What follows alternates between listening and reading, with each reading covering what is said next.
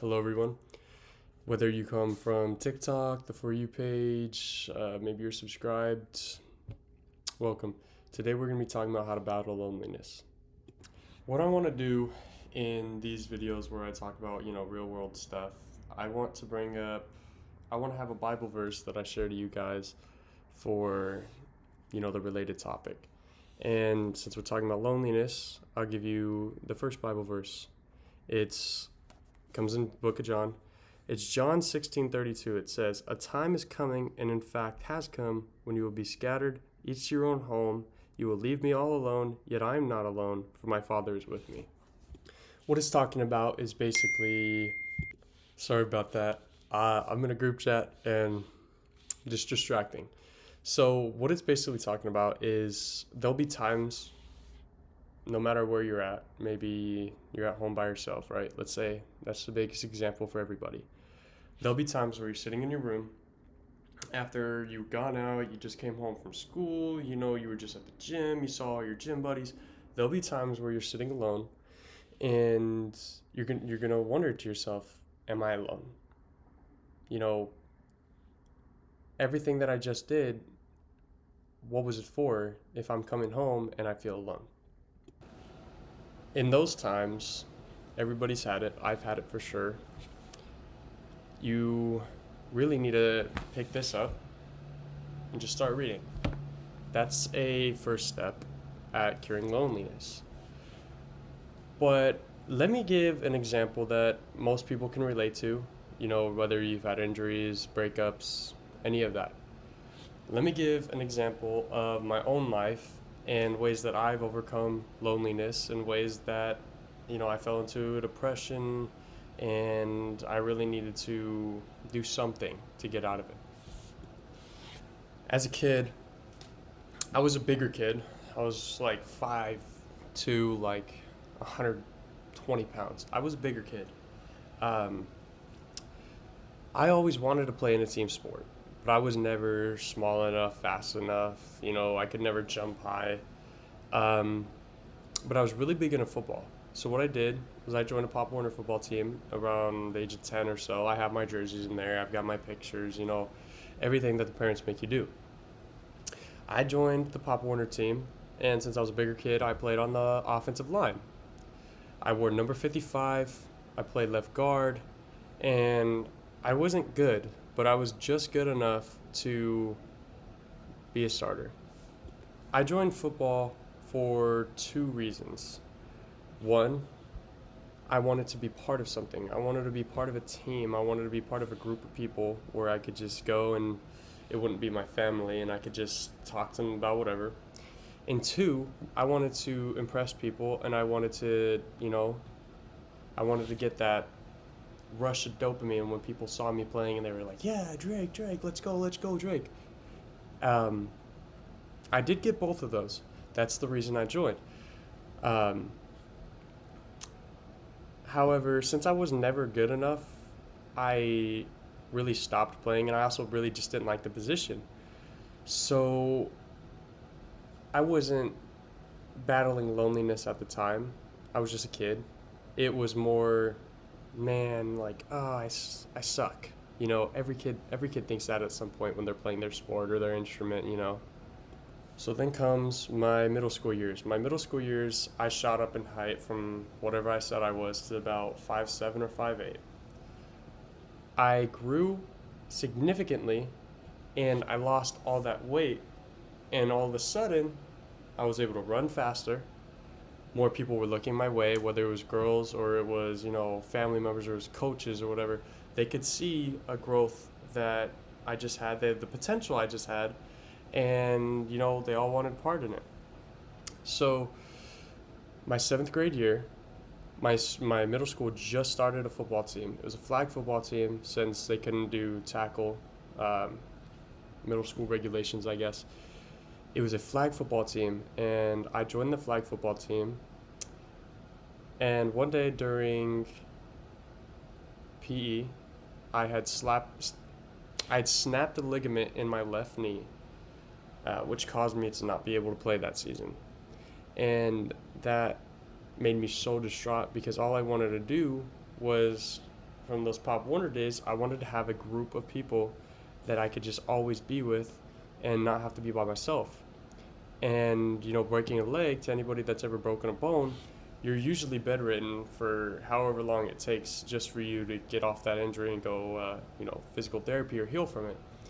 And I was in my bed for about 3 to 4 months just healing from that, injury. And when I came back, it was too late to play football. The season was over. But there was still some hope because my 8th grade year was coming up. During 8th grade, it was the same group of guys, and I was able to join again. But at this time, when I was in 8th grade, the pandemic happened, and it sent everybody home. Everybody remembers where they were at the first day that they heard about the pandemic. Everybody got sent home. There was no football, there was no girls, there was no friends, there was no group of people that I could hang out with anymore since everybody is at home. And as a young middle school kid, nobody likes to be at home because, you got your family and, family's so annoying. My mom, she's going to tell me to do this. Oh, my dad's wanting help outside. Oh, my sister, please get away from me. As a young kid, nobody wants to be with their family. And it put me down even further from the last 2 times I lost my teams to now I lost my team, my friends, and everybody around me, including my teachers. The pandemic had a uplifting in my freshman year. I was able to go back. I was one of the few that went back that year or whatever. We were all wearing our masks, and I met this new group of people. 3 girls and 3 guys. One of them I had already known since 3rd grade. Shout out to Dennis. But these were my people. These were my buddies. These were my guys that hey, we're going to go out on this day. Hey, we're going to do something on this day. Hey, we're going to sit at this lunch table. Everybody has that group of people that they always want to be with. And I also shot up in height from about 5'8" to about 6 foot in my freshman year. And I lost even more weight, which made me look leaner as I got taller. And I joined the football team. And with the stature that I had, I was now a quarterback. The coaches wanted me to play quarterback. As one can assume, from a kid who always wanted to play football and always wanted a group of people, from shooting from a left guard and having nearly no friends at the time, to being the brand new quarterback with a huge group of friends in high school, it gave me such a confidence boost that I didn't think anybody in the entire world had felt at the time. I had this brand new team and these brand new people around me that really want me. They want me. They want myself. They don't want anything else. And that's how it was for months. Granted, my football team was not very good. We went 1-6 my freshman year. We were not very good. However, I didn't necessarily care about the record. I cared about growing with these guys, knowing that one year we can go here, and then next year maybe we can get 2 or 3 more wins, and then the year after that maybe we can get even more wins, and then my senior year hopefully we can make playoffs. That was my dream. My 7th game of the season, the last game of the season, the game right after we had won 50-6. I had 5 touchdowns that game. I was coming off a super big high. We go into the 7th game of the season, the last game of the season, and I get a bad snap. It rolls on the ground. I pick it up. My running back, who I was supposed to hand it off to, was gone. So I decided to take it myself because everybody's already in the backfield. And I take it myself, and I get pulled this way. I get pulled this way, and my right collarbone decides to snap on me. And that group of people, my football team, that I always wanted to be with, that I was with the entire year, they weren't even the first ones to come check on me. It was the other team, the team that broke my arm, was the one that came and, helped me out. They were the ones that got me to the sideline. And that hurt a little bit, but I was like, it's just the game, whatever. And so I broke my collarbone. We figured out it was broken, and I was in bed in a sling for about a month. And that hurt, you know, not only the pain, but I lost my guys again. And I just felt lonely again because I also lost that group of people that I always hung out with. I came back. I joined back in football. Everybody's like, yeah, Drake's back, Drake's back. And then I believe it was February of my freshman year. My coach finishes up a voluntary practice and he says, let's have a 7-on-7 game. And, there was no rules in that 7-on-7 game. There was no quarterbacks. There was no wide receivers. There was no assigned positions. It was just, hey, I have the ball right now. Go and get it. I'm just going to throw it. Go get it. Let's hopefully score and beat these guys. So I decided I was going to play corner or safety or whichever one I decided to play as. And I go up for the ball. I come down. And my right knee snapped in half. Anyone that's ever broken a bone or, in fact, a leg knows how much that hurts. My right knee snaps. And, I've never broken a leg. I've never not been able to walk before. Actually, the left knee, but that was different. I had, crutches and people were just wheeling me around and stuff. It never felt like I wasn't able to walk. That was just because I think I was younger and I don't really remember anything from there. But now that this was only a couple years ago, this was 2021, and I broke my leg completely in half. If you're looking at my leg like this, and this is the bottom half of my leg, this is the top half. The bottom half of my leg is straight, but the top half is over here. And we figure out what happens. I had a broken tibia, a completely snapped tibia. And as one may assume, that's not an easy bone to heal. And now I'm sitting in bed for 4 months. 4 months. That's a lot. That's a lot of time. I'm sitting in bed for 4 months. I don't have that football team. I don't have that group of people. At the time, I didn't have my Bible. I didn't have Christ with me. I was a Christian. I just didn't have my Bible. The only people I had were the people on the video game and the people in my house. And I just came out of middle school and I didn't want to talk to the people in my house as much as, one may want to. And I only wanted to be on the game.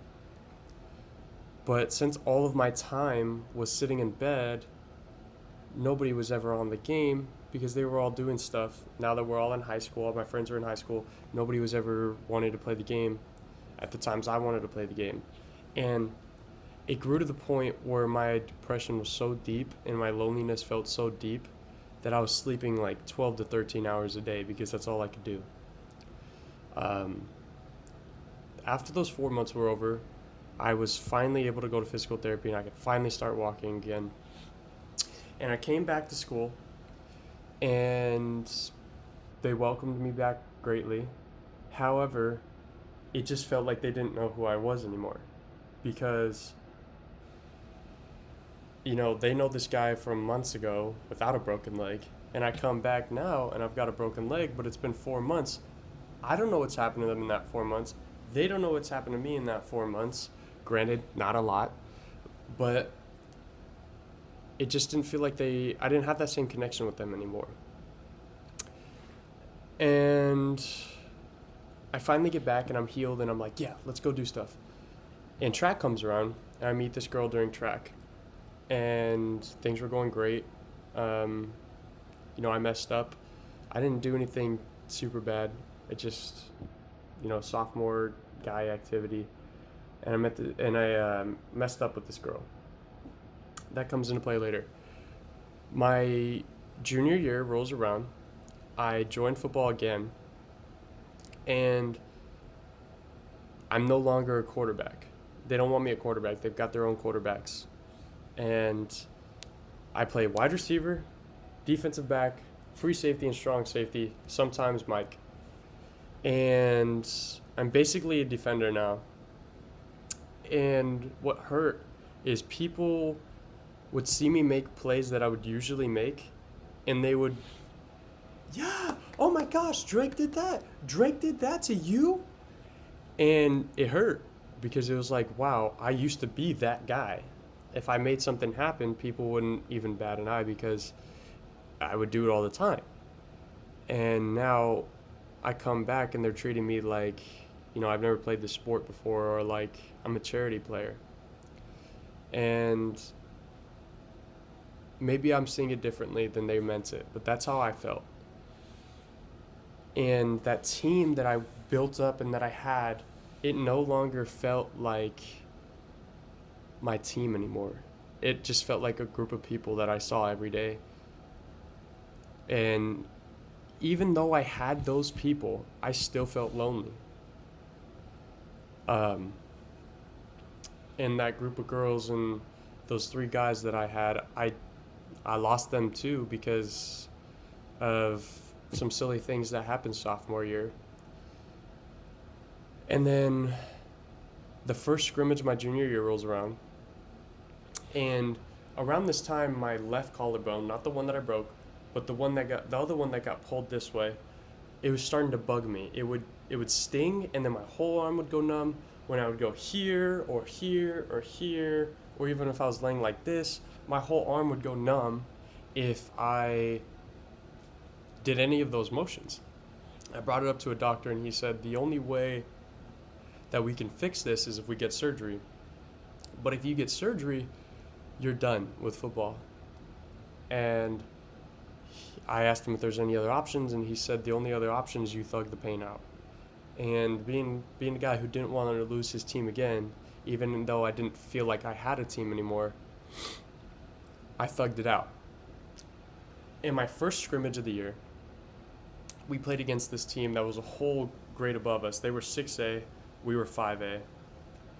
And we played against this team. They had the brand new Axiom helmets that, Tony Pollard and Ezekiel Elliott, a lot of major running backs in the NFL wear.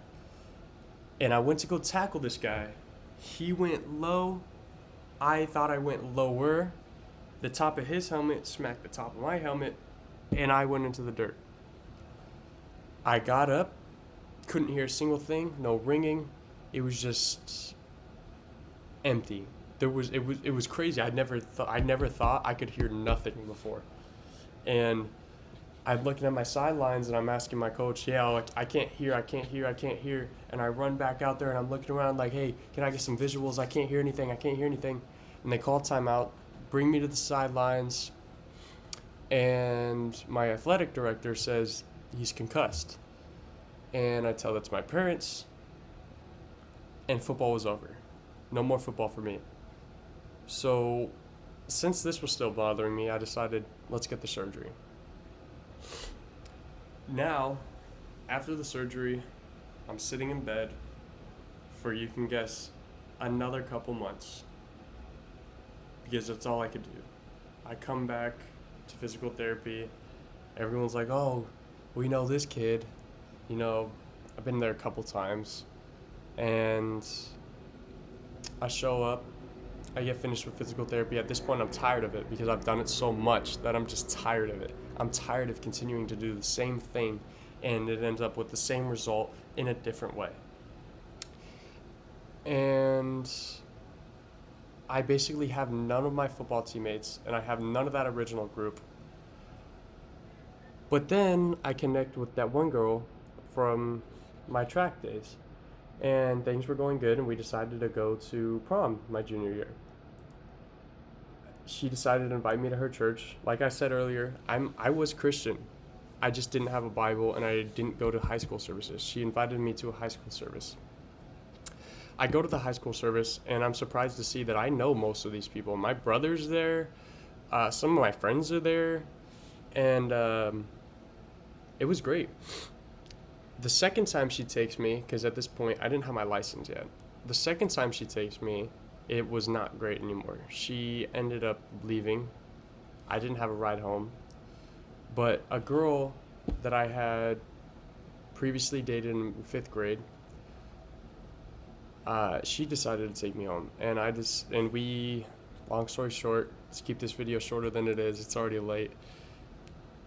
We started dating, and it was great.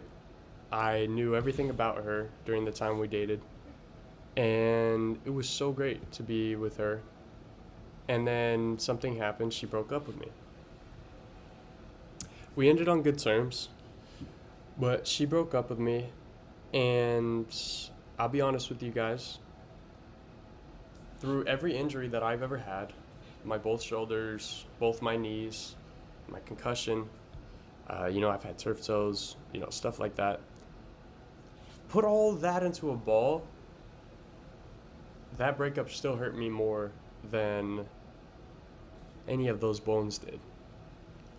And I kept telling people, yeah, I'm alright. No, don't worry about me, I'm alright. But deep down I wasn't. And my buddy Levi, who's going to be on this channel at some point, I decided to go to his high school services instead of the one that I was currently going to, because I needed a new start. I needed a refresh. And I went there, and it was great for a while. I went there for about 3-4 weeks. But then the group sessions where we would discuss about the message or whatever topic we had that day, they started to flunk because our teachers didn't know as much as we did. And when I want to learn something about the Bible or God or Christ, I want to be taught things. I don't want to know more than the people teaching me. So I decided to head back to my other church. Everybody welcomed me back. It was great. That first day I came back and I found my people again, and I felt Christ again show up inside, I broke down. I cried to one of my best buddies there.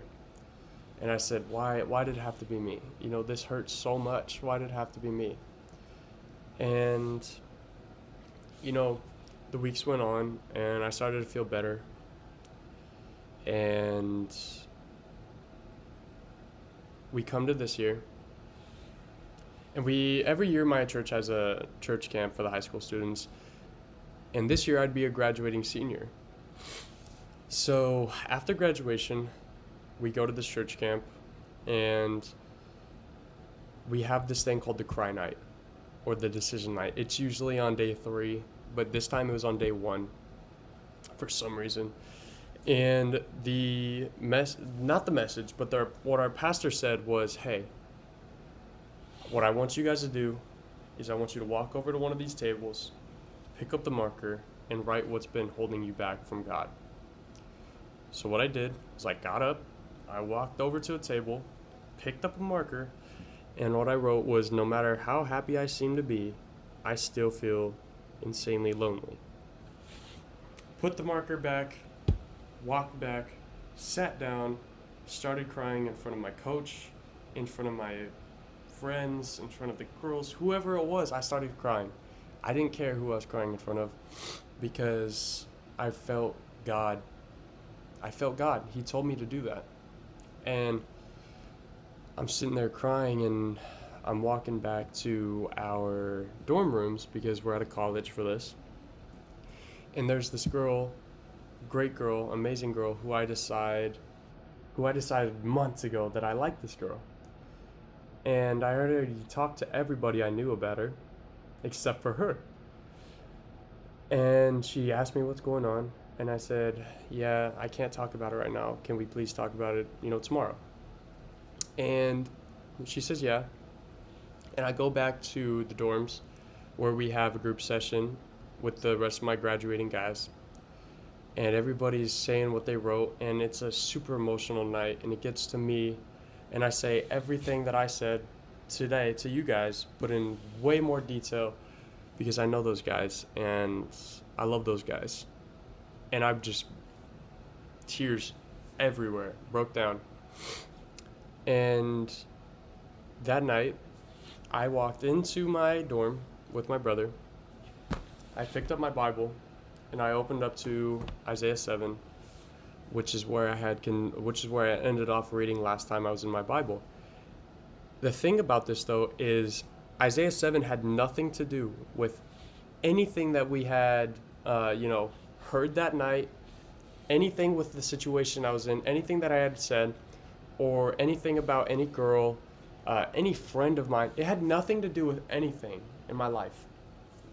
However, when I was reading Isaiah 7, I felt I felt God's presence from up here come down into my heart and just talk to me. I couldn't tell you what he told me because it just resided within me so much that it just made sense. It felt like I was a brand new person.